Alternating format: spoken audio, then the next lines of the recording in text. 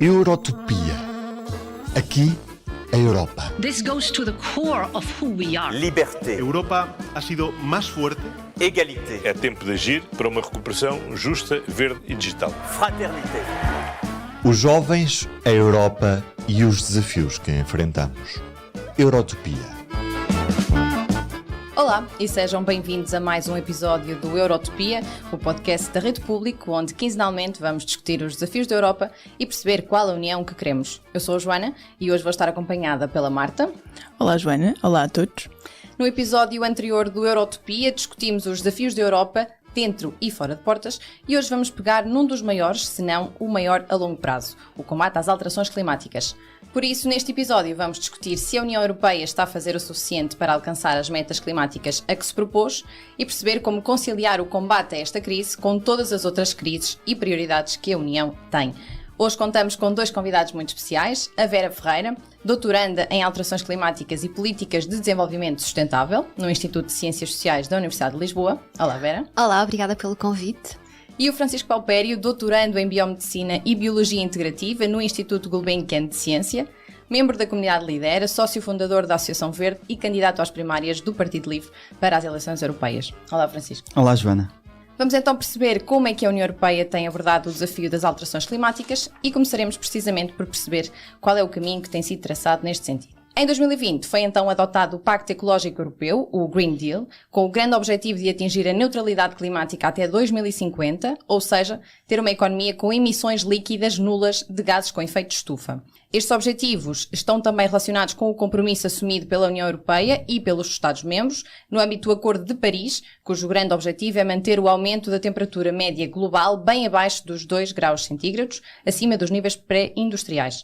Em 2021, a Comissão Europeia adotou também uma série de propostas em matéria de clima, energia, transportes e fiscalidade, com vista a reduzir as emissões líquidas de gases com efeito de estufa em pelo menos 55% até 2030, em comparação com os níveis de 1990. No entanto, o Programa Copérnico da União Europeia disse e avançou que este mês de outubro, por exemplo, teve anomalias de temperatura excepcionais. Foi o mês mais quente a nível global, com uma temperatura média do ar à superfície quase 1 grau acima da média dos meses de outubro entre os anos de 91 e 2020. O limite estabelecido para o aquecimento global é de 1,5 graus. Este é o limite considerado seguro pelo painel intergovernamental para as alterações climáticas. E olhando para estes números, primeira pergunta que vos faço é se o esforço legislativo da União Europeia está a ser suficiente. Começo pela Vera e pela definição deste target. O target da neutralidade climática até 2050. Qual é a importância da definição? Qual foi a importância da definição deste target? E ele continua a ser um objetivo atingível? Bom, eu gostaria de começar por referir que a neutralidade climática, aliás uma nova língua, até porque começou por falar anteriormente de neutralidade carbónica, mas é importante referir que a neutralidade carbónica, ou climática, como lhe queiramos chamar, não corresponde a emissões zero de gases com efeito de estufa, mas sim a um balanço líquido nulo. Portanto, é muito importante referir que o objetivo da União Europeia não é cortar as emissões por completo. Começaria por aí. Sublinho ainda o momento que estamos a viver. Estamos nas vésperas da COP28, da Conferência das Nações Unidas sobre Alterações Climáticas. Seria fundamental que a União Europeia conseguisse marcar a agenda e ser intransigente em dois aspectos que me parecem fundamentais para desmantelar a indústria fóssil. Porque sem estas ações, quaisquer esforços legislativos serão inconsequentes. Seriam, portanto, cessar a exploração de combustíveis fósseis e também a importação. A União Europeia tem uma enorme dependência externa. E banir os subsídios à indústria fóssil. Não existem neste momento garantias de que qualquer um destes dois aspectos conste da agenda oficial. Os prognósticos para as negociações na COP28 não são animadores.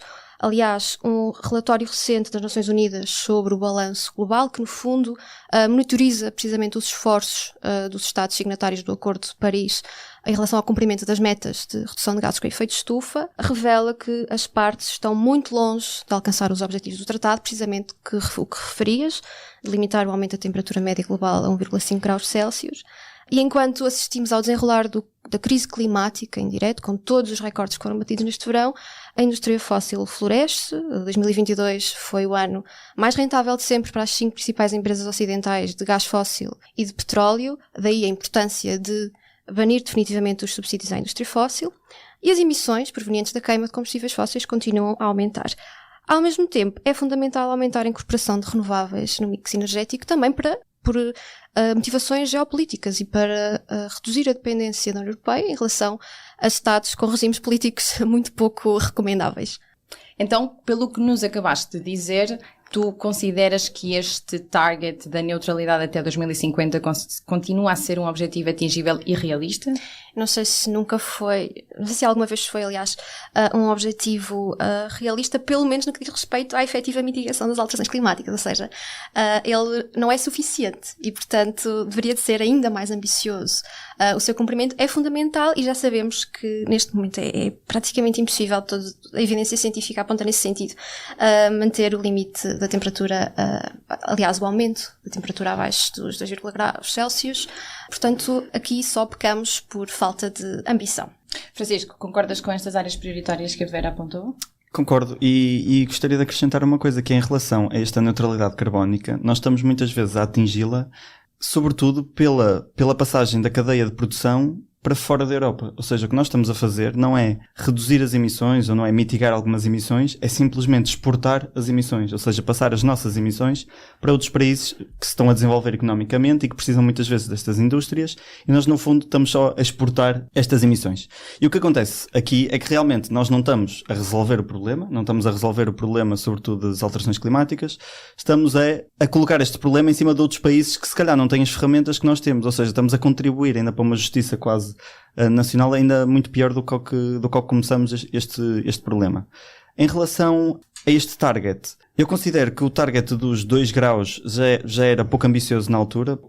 Já sabia na altura que este target de 2 graus não era bem possível realizar neste espaço que tínhamos de 30 anos, ou à volta de 30 anos.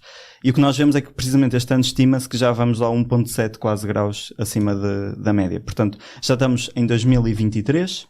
Ainda faltam 25 anos e já temos números assustadores.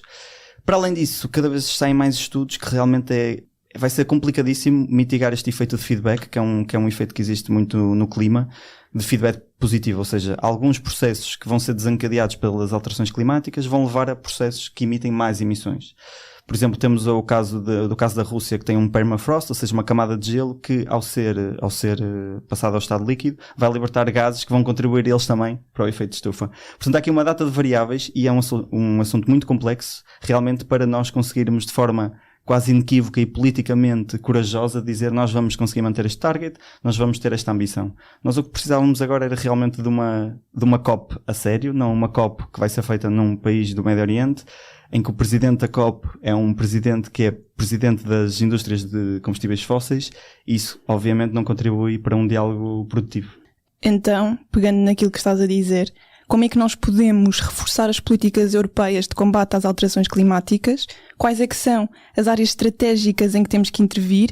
E como é que reforçamos as medidas para que elas tenham um impacto verdadeiramente significativo a longo prazo, para que estes objetivos que, como disseste, podem nem ser ambiciosos o suficiente, sejam pelo menos alcançados? Na minha ótica, o que nós primeiro temos de fazer é nós não temos conhecimento de como é que é a cadeia de produção no mundo inteiro. Não temos dados, não temos nada. Portanto, a primeira coisa que nós devemos fazer era qualquer produto que entra na Europa, nós temos de saber onde é que é feito, por quem é que é feito e como é que é feito. Esse é o primeiro passo para depois conseguirmos estudar esses fenómenos, perceber o que é que nós temos de fazer, onde é que nós estamos a falhar. Nós, neste momento, não sabemos onde é que estamos a falhar.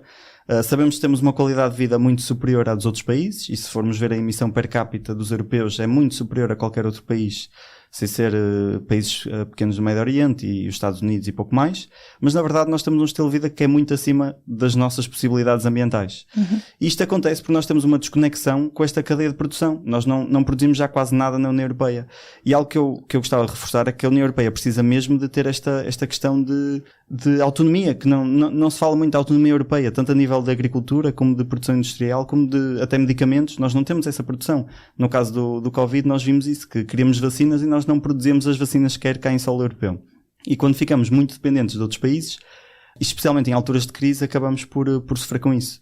Portanto, eu acho que as áreas estratégicas é sobretudo dar autonomia à União Europeia, e dando autonomia à União Europeia é preciso saber e haver transparência na cadeia de valores. De assinalar que houve há pouco tempo uma implementação de um registro de sustentabilidade, ou seja, todas as empresas vão ter que produzir um relatório extenso de sustentabilidade, que foi muito criticado pelas empresas, porque a maioria diz que não tem nem recursos, nem conhecimento para produzir a maior parte dos dados, e a verdade é essa. Nós, neste momento, nós já estamos a pedir estes dados que não existem, portanto temos que trabalhar também nesta produção e a gerar estes próprios dados.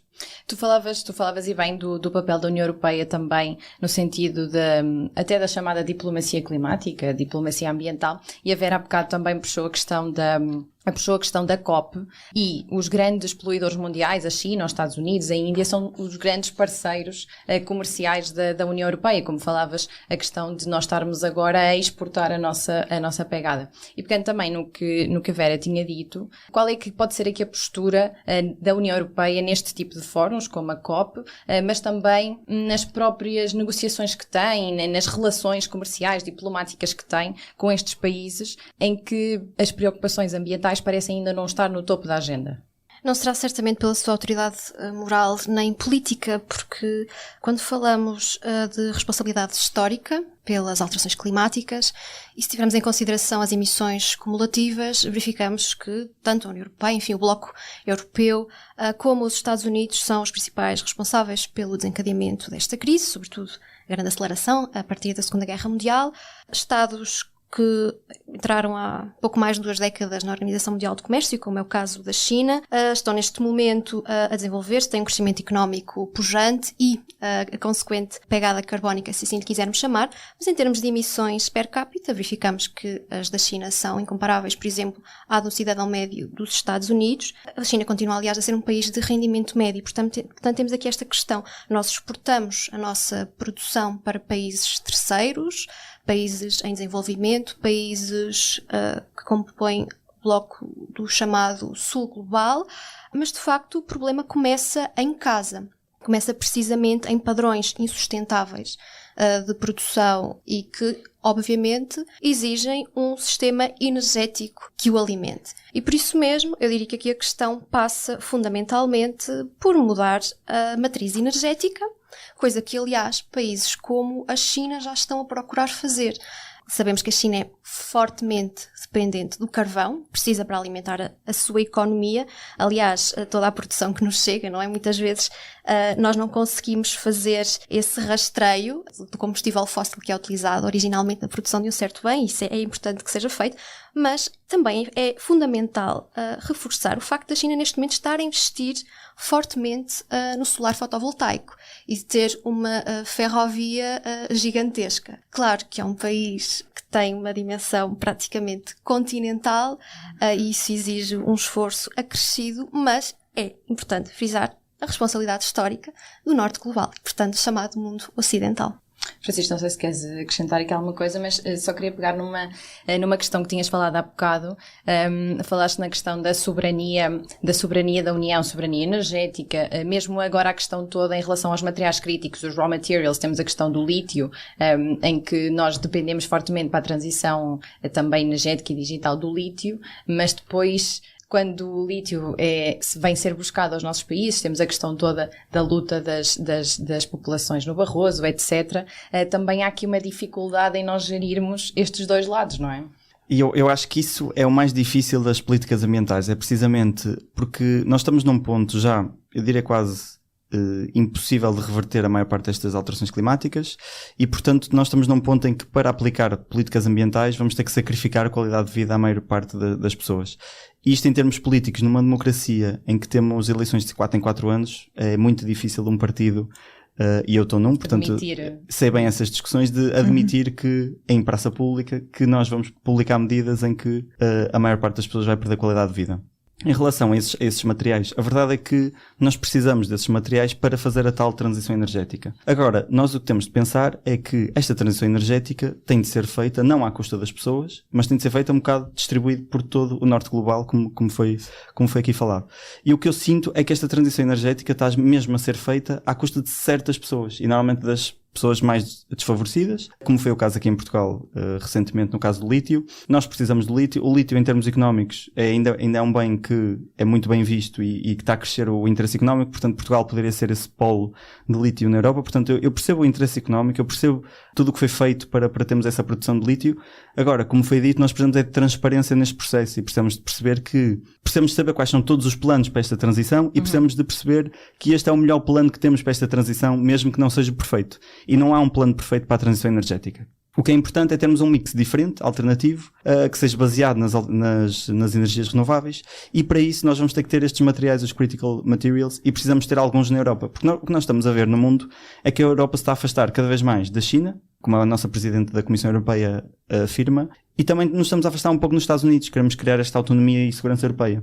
E o que é que isto causa? É que em termos diplomáticos também nos estamos a afastar. Também não conseguimos impor algumas das nossas regras. E nós estamos numa fase em que realmente temos que trabalhar todos em conjunto e o que estamos a ver é que todos os países e todos os grandes blocos se estão a afastar cada vez mais uns dos outros. E as consequências naturais disto será claramente o ambiente vai ser um tópico menos falado, menos discutido e até nas próprias eleições europeias. Tenho a certeza que este ano vai ser muito menos falado, ou no próximo ano vai ser muito menos falado do que há 5 anos, e vai ser uma consequência desta maneira de ver a diplomacia com um crescente foco na parte económica, e na parte económica com um crescente foco em números como o PIB, que são números que têm centenas de indicadores que a maior parte das pessoas não sabe, que não contempla a maior parte das coisas que as pessoas valorizam da qualidade de vida e que, no entanto, vai guiar grande parte das discussões. E isso é um tema, por acaso, interessante, que é a questão do PIB ser o indicador que nós usamos mais em vez de outros tipos de índices, mas eu sei que a Vera queria agora só dizer qualquer coisa. Sim, em relação às matérias-primas críticas e este esforço da União Europeia para garantir algum tipo de soberania nesta matéria, eu diria que é muito importante tentarmos interpretar esta divisão internacional do trabalho que se está aqui a desenhar na transição energética. Ou seja, qual é o papel que cumpre cada Estado-membro na cadeia de valor, seja do lítio ou de outros materiais críticos, porque olhamos para Portugal, qual é o papel que nos é relegado? Parece ser o de a vítima do extrativismo, portanto acaba por ser uma relação neocolonial dentro da própria União Europeia. Estão aqui a reproduzir-se relações de subalternidade em que vemos zonas que estão a ser sacrificadas em nome de uma transição verde, de uma transição energética, da qual não vão beneficiar. E é muito importante termos esta discussão. Isto é, nós queremos ser um mero país onde é feita uma mineração supostamente verde, pouco transparente, cujos critérios nós, na verdade, não conhecemos e cujas consequências ambientais e no tecido socioeconómico a longo prazo serão bastante nocivas. Queremos ter um país que produz tecnologia e ciência, isto é, que papel é que nós queremos ter na transição energética? O de mero exportador de matérias-primas ou de criação de valor acrescentado com uma indústria verde? E falo aqui, por exemplo, de tecnologia e ciência e inovação, mas também de reconverter a indústria automóvel para, por exemplo, transportes públicos, comboios, etc. E é esta a questão que eu queria aqui no fundo colocar, não é? Porque nesta transição, para que a União Europeia seja soberana, próxima disso, há países que vão ter que ter este papel de meros exportadores de matérias-primas. Quando estivemos aqui a falar sobre a qualidade de vida ou o custo que a transição energética pode ter em termos sociais, é de facto importante trazer isso ao debate. Tivemos o caso dos coletes amarelos em França, que começaram com um protesto ao aumento dos impostos sobre os combustíveis. No pacote Fit for 55 há uma dimensão que é a criação de um fundo social para o clima, que tem precisamente como objetivo apoiar as pessoas em posições mais vulneráveis, para que também elas possam ser agentes deste movimento de transição energética. É uma questão que tem que ser considerada, como equilibrar os custos e benefícios que as pessoas sentem e qual é que é a melhor estratégia de comunicação para utilizar as ferramentas que se calhar até existem. Se calhar, Francisco, posso dirigir-te a pergunta a ti, para que também os cidadãos se sintam que fazem parte do processo e que a sua qualidade de vida não é uma mera lateralidade neste processo de transição. Eu acho que também tem a ver um bocado com a natureza humana, e uma natureza animal, que é nós olhamos mais para aquilo que temos à nossa frente e não conseguimos pensar ou não conseguimos investir tanto no que é a longo prazo. E há uma frase que relata muito bem isto, que é a questão de o fim do mês vem antes do fim do mundo. E as pessoas estão preocupadas com chegar ao fim do mês, não estão preocupadas com chegar ao fim do mundo. E quando nós temos tantos problemas de chegar ao fim do mês, e Portugal é um bom caso disso, claro que as preocupações do fim do mundo vão ficar secundárias. E é o que acontece no caso do ambiente. Toda a gente reconhece o ambiente como algo que é essencial para a nossa vida. No entanto, muitas poucas pessoas estão prontas a sacrificar alguma da qualidade pessoal para isso. E para os políticos, e sobretudo para a política europeia, é muito difícil de vender esta ideia de nós, para atuar no clima, vamos ter que perder qualidade de vida. E o que eu noto, por exemplo, cá em Portugal, especificamente no caso ambiental, é que nós não temos um discurso muito ambientalista, os partidos não apostam muito na questão do ambiente, porque há muitas preocupações de fim do mês. E se olharmos para outros países, como se calhar os países do Norte, nós vemos mais estas preocupações ambientais porque há preocupações sociais que já foram tratadas antes. Exato. E que libertam um bocado o espaço para esta questão ambiental. E portanto eu acho que nós temos que resolver os problemas sociais ao mesmo tempo que combatemos a parte ambiental. E tem que estar tudo ligado. E por isso é que com os indicadores que falamos há bocado, como o PIB, distorcem um bocado esta realidade, porque não contemplam os problemas sociais, não contemplam a qualidade de vida, não contemplam os problemas ambientais.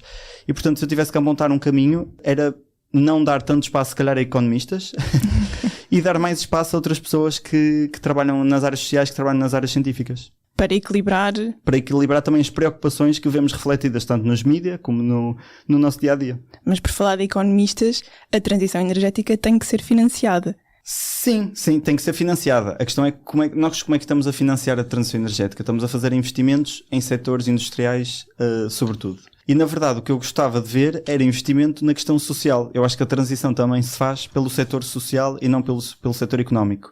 E se nós virmos, nós estamos dependentes um bocado do mercado e deste mercado livre, se bem que nos dizem que é hiperregulado. Eu já tive várias pessoas a acusar a União Europeia de hiperregular o mercado. E se olharmos para os últimos 200 anos de capitalismo, nós vemos que não foi um mercado que nos trouxe a emissões zero, que nos trouxe a neutralidade carbónica. Portanto, nós não podemos confiar num mercado em que olha apenas para o crescimento económico. Nos últimos anos temos tentado complementar este crescimento económico com preocupações sociais. Mas a verdade é que também não estamos a ver sucesso. As emissões continuam a aumentar, mesmo no ano do Covid, em que supostamente tudo parou. As emissões mantiveram-se. Continuamos a aumentar. Se nós cumprimos o Acordo de Paris, as emissões vão continuar a aumentar. Nós precisamos de muito mais do que estamos a fazer agora para ter um efeito positivo no combate às alterações climáticas. E, portanto, a mim custa muito aceitar que a transição energética é um problema de investimento. É um problema de mentalidade e de políticas. Vera, se calhar agora dirijo-te a pergunta a ti. Há uma meta para que 30% do montante total das despesas do orçamento da UE para 2021-2027 seja utilizado na transição verde. No entanto, o importante não é só a existência de financiamento. É importante, acima de tudo, perceber como é que esse financiamento é e deve ser utilizado. A prioridade de trazer as empresas para a transição energética e verde é muitas vezes mencionada como essencial e, de facto, prioritário, no sentido de que o Estado não deve impor a transição. Qual é que é a tua visão sobre isto? A própria controvérsia em torno da aprovação do Parlamento Europeu da Lei da Restauração da Natureza teve muito a ver com os efeitos prejudiciais para certas indústrias europeias, por exemplo.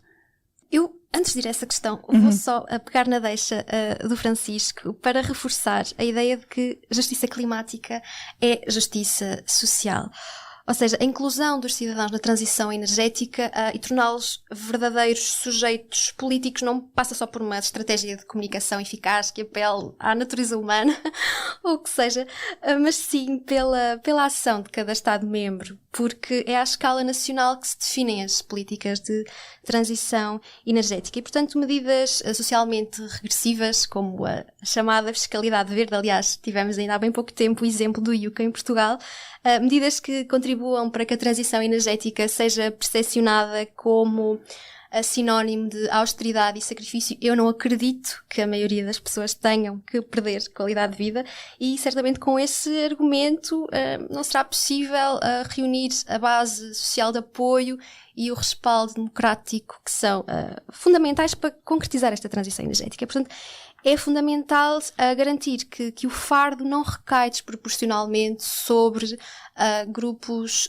estruturalmente mais vulnerabilizados do ponto de vista socioeconómico e, portanto, são necessárias políticas redistributivas.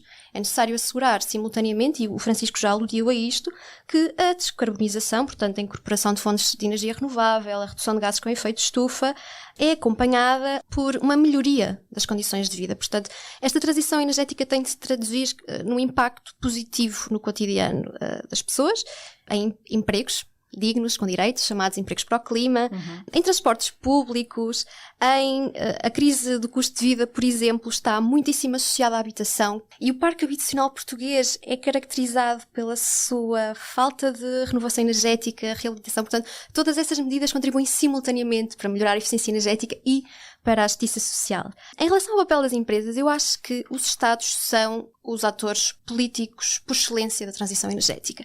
E quando nós falamos de empresas, temos que nos perguntar que empresas e em que setores. Isto também, ainda ao encontro do que o Francisco referiu, se nós deixarmos a transição energética aos mercados liberalizados, ela vai ser norteada pelos objetivos de curto prazo de lucro das grandes empresas, das grandes multinacionais. E, portanto, é necessária uma política industrial, de facto, uma política industrial verde que esteja alinhada com os objetivos da transição energética, o que implica identificar setores e empresas estratégicos que estejam subordinados e cujo aparelho produtivo esteja subordinado aos objetivos da transição energética. Portanto, temos que admitir que há setores e empresas que provavelmente terão de ser extintos e daí também a importância de uma presença forte do Estado para garantir que os trabalhadores dessas indústrias, a começar pela indústria fóssil, mas não só, vão ter uma transição verdadeiramente justa. E, portanto, eu aqui sublinho o papel dos Estados. Sim, deixa-me só aqui pegar, a Marta falou da lei da restauração da natureza, que teve aqui uma grande controvérsia pela aprovação, que depois, no final do dia, se conseguiu fazer no Parlamento Europeu. Eu sei que o Francisco também teve muito nesse tópico na altura. Se quiseres-nos aqui explicar também a importância desta legislação europeia e o porquê de ter sido tão difícil chegar a um consenso. Então, pois, isto realmente foi um processo complicado. Eu acho que foi da parte da minha vida que eu fui mais ativista no terreno para passar esta lei, porque realmente, apesar de não ser uma lei muito ambiciosa, é uma lei bastante simples, bastante coerente, com a neutralidade carbónica de 2050. É uma lei que diz basicamente que nós temos de proteger os nossos solos, que estão a ser degradados, e que não havia muitos estudos até há pouco tempo sobre os solos, e reparou-se que realmente estamos a contribuir para esta erosão dos solos de uma maneira excessivamente rápida. E era uma lei que protegia apenas a biodiversidade, protegia os solos, e no fundo reformulava um pouco, não a PAC, mas reformulava um pouco o que era a nossa agricultura europeia, com mais cuidado e com mais foco nesta parte da biodiversidade. Ou seja, em termos científicos havia uma unanimidade nesta lei, não era, toda a gente dizia que não era ambiciosa, não é uma lei ambiciosa, era uma lei bastante coerente, bastante simples, bastante prática. A verdade é que depois nos apercebemos no Parlamento Europeu que gerou muita discórdia e sobretudo por questões políticas e menos por questões técnicas. Ou seja, há cerca de um ano e meio, houve um movimento de agricultores na Holanda e que nas eleições teve cerca de 30%. Isto levou muitos partidos do centro-direita a acreditar que os agricultores seriam um belo eleitorado para os seus partidos. E usaram esta lei, no fundo, com muita desinformação. Eu acho que foi uma das leis da Europa com mais desinformação. Houve uma luta de desinformação nas redes sociais, nos jornais, nos próprios jornais. Tivemos deputados a dizer mentiras nos jornais sobre este assunto. E eu sei que essas pessoas sabiam que estavam a dizer mentiras porque eu tinha enviado mails com as informações corretas antes desses artigos serem publicados. Portanto, eu tenho a certeza, e foram lidos e foram respondidos. Portanto, eu tenho a certeza que não foi falta de informação. Foi mesmo aqui uma questão de política, de eleitorado. A verdade é que acaba por passar muito à rasca, por poucos votos, tanto na especialidade como depois na votação global, com muitos votos e em que o centro-direita se alia pela primeira vez de forma inequívoca à extrema-direita no Parlamento Europeu. E eu acho que é aqui que também abre uma porta para o que pode acontecer no próximo ano, de realmente as alianças que aconteciam no Parlamento Europeu, que é bastante diferente do que acontece aqui em Portugal, é que realmente o centro estava moderado e concentrado em si mesmo, muito fechado para o exterior, e neste momento há uma aproximação do centro-direita à direita, e à extrema-direita, sobretudo, que me preocupa e que para mim é o ponto fulcral até das próximas eleições. É que se nós tivermos esta aliança nas próximas eleições, corremos o risco de ter uma maioria entre direita e extrema-direita, e o que irá criar em termos ambientais algo que nunca aconteceu na Europa, que é realmente um retrocesso de todas estas metas, todas estas políticas, todo este investimento que foi feito nos últimos anos. E eu acho que aqui é que deve estar o foco, porque realmente foi um ponto para mim de não retorno político, ou seja, eu a partir de agora já não confio no EPP, no Grupo Popular, ou seja, no grupo em que está inserido o PSD e o CDS, para fazerem essa linha vermelha em relação à extrema-direita. E quando fazem, ainda por cima num tema tão importante como o ambiente, para mim foi mesmo um alerta de crise, e daí digo, foi das vezes que eu fui mais ativista no terreno para isto, e realmente percebi que grande parte dos portugueses concorda com esta lei do restauro, que volto a dizer, não é uma lei ambiciosa, era uma lei necessária e uma lei bastante simples, e que, lá está, antes de haver a discussão não se pensava que iria acontecer algo deste género. E é curioso o que estás a dizer, porque apesar de ser uma proposta que vinha da Comissão von der Leyen, que é uma comissão... Exatamente. A von der Leyen vem do Partido Popular Europeu, do PPE, que estavas a falar. O próprio partido, em geral, não concordava com a passagem da lei. E, além disso, umas semanas depois, uns meses depois, tivemos também a controvérsia com a nomeação do novo Comissário Europeu para substituir o Frans Timmermans, responsável pelo Pacto Ecológico Europeu, e que era uma pessoa também, se não me engano, holandesa, também que vem ligada ao lobby dos combustíveis fósseis. Também foi uma grande controvérsia a aprovação desse para mim, comissário. Eu percebo a preocupação das pessoas, realmente, mas o que me interessa é realmente o objetivo que essa pessoa tem como comissário. E se realmente for continuar a transição energética, tudo muito bem, até tem esse conhecimento dentro do setor e pode realmente usá-lo. A questão são as intenções, e vindo de onde vem mais uma vez do grupo do EPP, e depois do que aconteceu nesta lei do restauro natural, já não me gera esta confiança, não é? E tanto a mim como a outras pessoas. E quando há perda de confiança numa instituição tão grande como a Comissão, se calhar não é o objetivo que queremos, se calhar é a meio do campeonato, não é? Porque nós não temos muito tempo e temos que pensar, por exemplo, nos Objetivos de Desenvolvimento Sustentável até 2030, os objetivos relacionados com a parte climática são os que estão em último, ou seja, são os que estão mais aquém de serem cumpridos. E este vai ser o último plenário em que realmente temos essa hipótese de fazê-los cumprir, tanto a esses como a todos os outros que ficaram aquém, e daí ser tão importante as próximas eleições. Bom, então, passando para outro tema, mas ainda relacionado também aqui com a dificuldade em alcançar muitas vezes um consenso entre os Estados-membros, quando nós pensamos em sustentabilidade, tendemos, se calhar, a pensar todos na mesma coisa, mas nem sempre. E em 2020 houve um estudo da Comissão Europeia que analisou mais de 150 diferentes anúncios publicitários, embalagens, etc., e concluiu que 53,3% eram enganadoras ou infundadas, e falamos aqui do tal greenwashing. E aqui a Comissão Europeia e, em geral, as instituições, os legisladores, o Parlamento e o Conselho têm também tentado introduzir legislação europeia para perceber o que é que querem dizer as expressões verde, amigo do ambiente, sustentável, etc., que muitas vezes são usados como trunfos de marketing, mas depois nós vemos que na prática, e se calhar o consumidor não sabe isto, mas depois na prática eles não são assim tão sustentáveis. E a minha pergunta era, qual deve ser então aqui o papel também da União Europeia nesta questão do greenwashing, no combate ao greenwashing, sendo que este também é um problema dentro da própria União. Por exemplo, há pouco tempo a energia nuclear foi considerada como energia verde, e isto gerou uma tensão mesmo entre os países da União. Atualmente a Áustria apresentou uma queixa no Tribunal de Justiça da União Europeia contra esta classificação que foi dada à energia nuclear e também ao gás natural como energias verdes. E depois temos outros países que apoiam esta posição da Áustria, mas, por exemplo, a França, que é uma grande potência de energia nuclear, altamente dependente da energia nuclear, já discorda claramente desta posição. E mesmo internamente é difícil adotar uma linguagem comum. Por isso pergunto-vos qual deve ser aqui também esta posição no greenwashing, e se para vocês também esta questão da energia nuclear, o próprio hidrogênio, são verdadeiras alternativas, ou elas, e o grande enfoque neste tipo de energias é também uma espécie de greenwashing. Eu diria que a taxonomia é fundamental porque ela tem uma carga política, ela encerra uma agenda específica. Aí a classificação verde, por exemplo, do gás natural, que é gás fóssil, é um combustível fóssil, aí da energia nuclear, revelam isso mesmo. Revelam, por um lado, que os lobbies são organizados e bem financiados e poderosos, e que a Comissão Europeia é permeável a este tipo de pressão.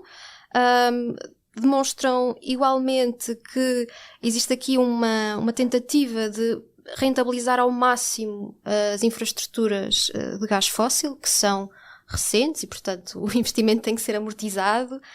E é aqui que entra precisamente a questão dos gases renováveis, como o hidrogênio, que agora estão a ser testados, portanto, a utilização desta infraestrutura para o transporte desses gases renováveis. Eu diria que são, sobretudo, estratégias dilatórias que estão a prejudicar a incorporação de fontes verdadeiramente renováveis. Além disso, também diria que esta classificação revela outra coisa, é que não basta acrescentar o adjetivo verde, seja à energia, seja à economia, para que se verifique automaticamente uma mudança no sistema económico e no sistema energético que a subjaz, não é? Porque não é por acaso que se fala de capitalismo fóssil, é um modelo económico que assenta precisamente na extração de recursos naturais e nos combustíveis fósseis. E também acho que, do ponto de vista político, é bastante significativo porque demonstra que a União Europeia não é um clube de iguais. Isto é, há Estados que, pelo seu peso político, pela sua dimensão, pela sua preponderância económica, têm, obviamente, mais poder, como vem revelar-se. O caso da França, portanto, estamos aqui a falar de uma fonte que é fundamental na matriz energética francesa e podemos discutir também o que é que esta taxonomia revela do ponto de vista das matrizes energéticas de cada Estado-membro e das trajetórias nacionais rumo à dita neutralidade climática. Isto porque o nuclear tem um peso em França que nunca teve em Portugal. E por isso também nos leva aqui à questão de que fontes é que são ou não incorporáveis numa determinada matriz energética, sendo que eu aqui sou bastante intransigente, julgo que em Portugal a discussão sobre o nuclear é extemporânea, ficou encerrada nos anos 80, não é uma solução para nós, que temos outras fontes. Do mesmo modo que acredito que o hidrogénio verde também não é uma panaceia, não vai ser a solução milagrosa, até porque ainda não está suficientemente amadurecida do ponto de vista tecnológico, não é uma solução custo-eficaz, portanto ainda está por provar realmente os seus benefícios.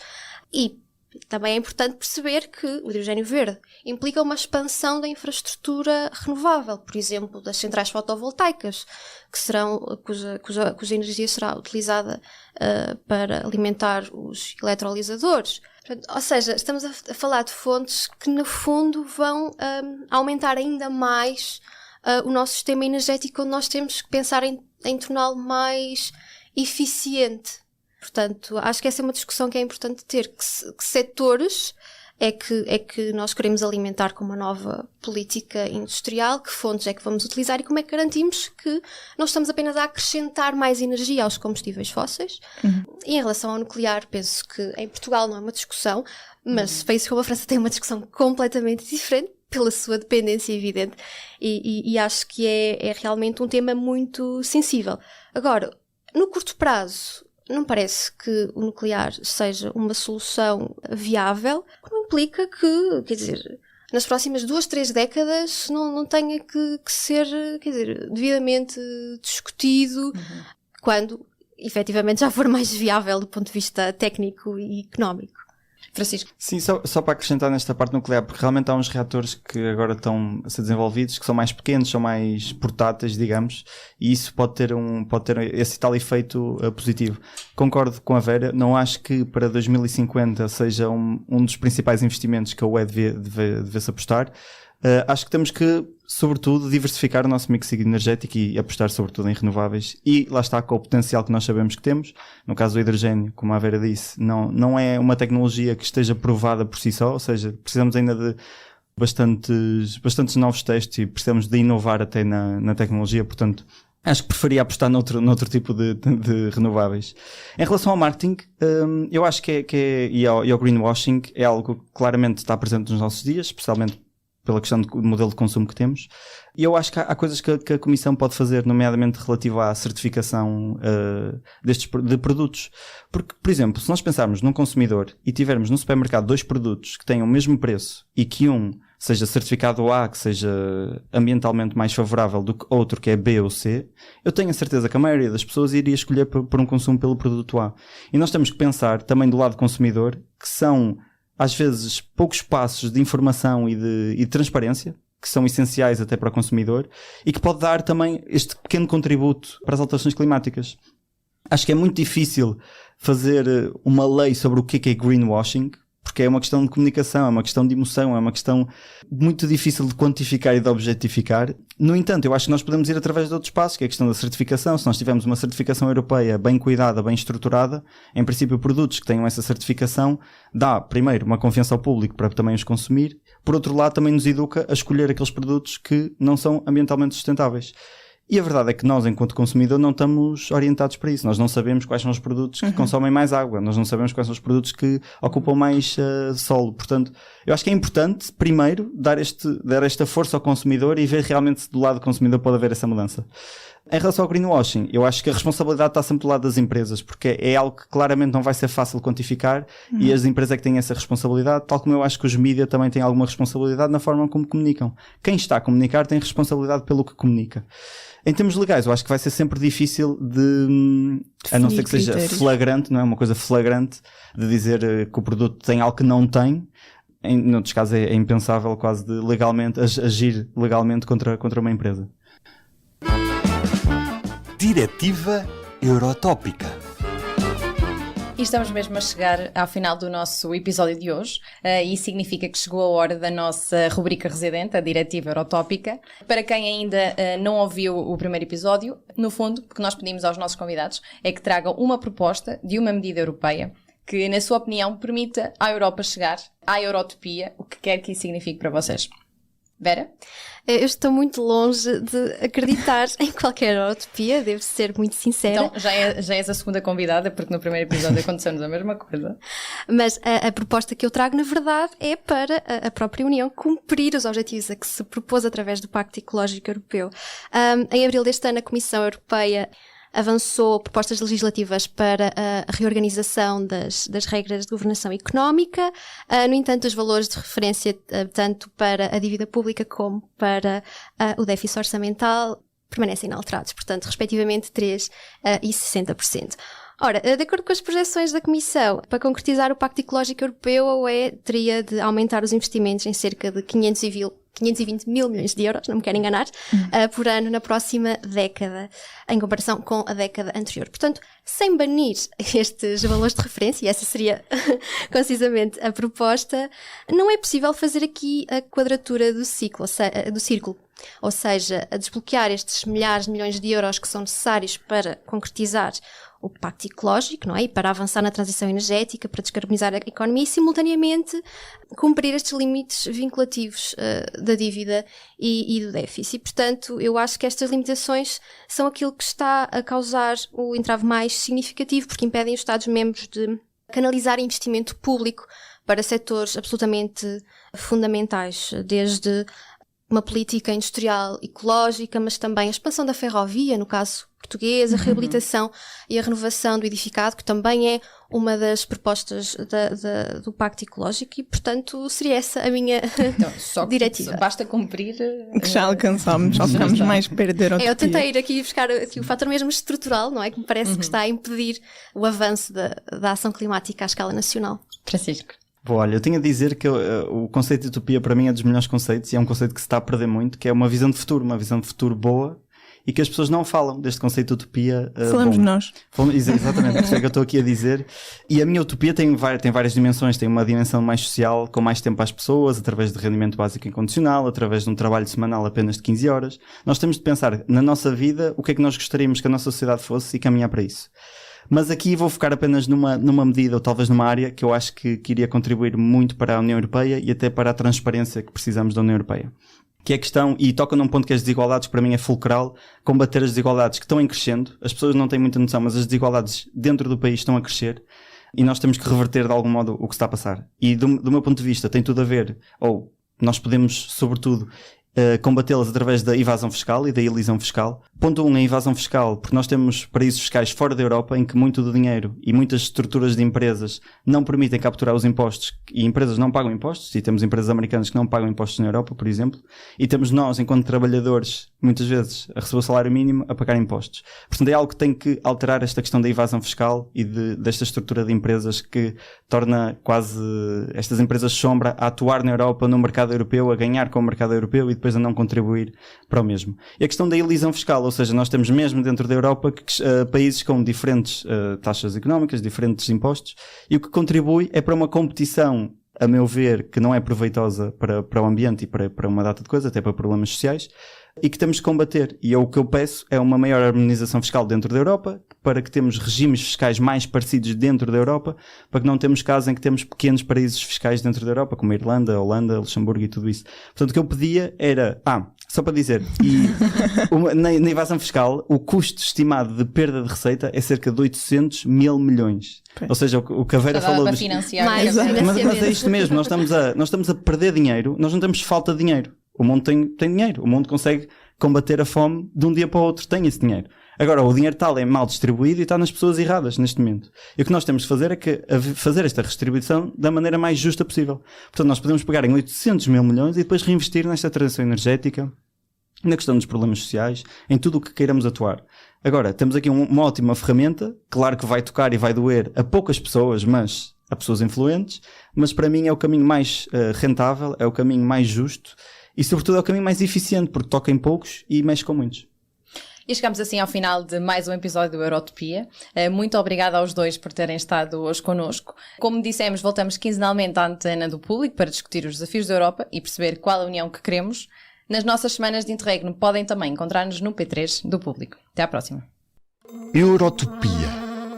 Aqui, a Europa. This goes to the core of who we are. Liberté, Europa ha sido más fuerte, égalité, É tempo de agir para uma recuperação justa, verde e digital. fraternité. Os jovens, a Europa e os desafios que enfrentamos. Eurotopia.